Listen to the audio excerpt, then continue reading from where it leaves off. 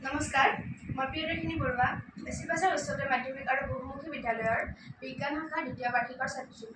নমস্কাৰ, মই জিৎকমল কলিতা, বেছিপাছাৰ উচ্চতৰ মাধ্যমিক আৰু বহুমুখী বিদ্যালয়ৰ বিজ্ঞান শাখাৰ দ্বিতীয় বাৰ্ষিকৰ ছাত্ৰ। আজি আমি উপস্থাপন কৰিব ওলাইছো অসমৰ এক বিশেষ কুটীৰ শিল্প বাঢ়ৈ শিল্পৰ ওপৰত। বাঁহ হৈছে অসমৰ হাবিয়ে বননিয়ে পোৱা এবিধ বিশেষ গুল্মজাতীয় উদ্ভিদ। বাঁহক কেঁচা মাল হিচাপে ব্যৱহাৰ কৰি আৰম্ভণি হৈছে অসমৰ কুটীৰ শিল্প বাঢ়ৈ শিল্পৰ। বাঁহৰ দ্বাৰা বিভিন্ন ধৰণৰ সঁজুলি তৈয়াৰ কৰিব পাৰি। তাৰ ভিতৰত হৈছে মাছ ধৰা সঁজুলি যেনে জাকৈ, খালৈ।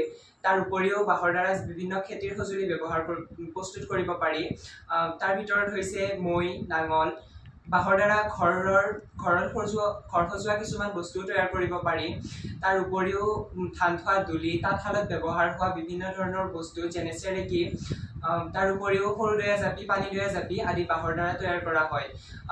ঘৰত আলহীক আপ্যায়ন কৰিবৰ বাবেও বিভিন্ন ধৰণৰ বস্তু বাঁহৰ দ্বাৰা তৈয়াৰ কৰা হয়, যেনে শৰাই এনেকুৱা ধৰণৰ বস্তুবিলাক বাঁহৰ দ্বাৰা তৈয়াৰ কৰা হয়। অসমৰ কৃষক সমাজে আজৰি সময়ত বাঁহ শিল্পৰ জৰিয়তে অৰ্থনৈতিকভাৱে স্বাৱলম্বিত হোৱা দেখা গৈছে।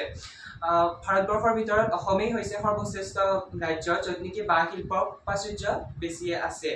অসমৰ লখিমপুৰ জিলাৰ হাবিয়ে বননিয়ে বাঁহ শিল্প দেখা পোৱা যায়। বাঁহৰ সংখ্যা বেছি, যাৰ ফলত নেকি অসমৰ লখিমপুৰ জিলাতো বাঁহ শিল্প অৰ্থাৎ বাঢ়ৈৰ প্ৰাচুৰ্য বেছি আছে। ইয়াৰ উপৰিও বাঁহৰ জৰিয়তে তৈয়াৰী বাঢ়ৈ শিল্প হৈছে এবিধ ঘৰুৱা উদ্যোগ, য'ত নেকি কোনো ধৰণৰ যান্ত্ৰিক সঁজুলি ব্যৱহাৰ কৰা নহয়। বিভিন্ন ধৰণৰ অসমৰ লোকসকলে এই বাঁহ শিল্পৰ জৰিয়তে স্বাৱলম্বিত হোৱা দেখা গৈছে। ধন্যবাদ। এইখিনিয়ে।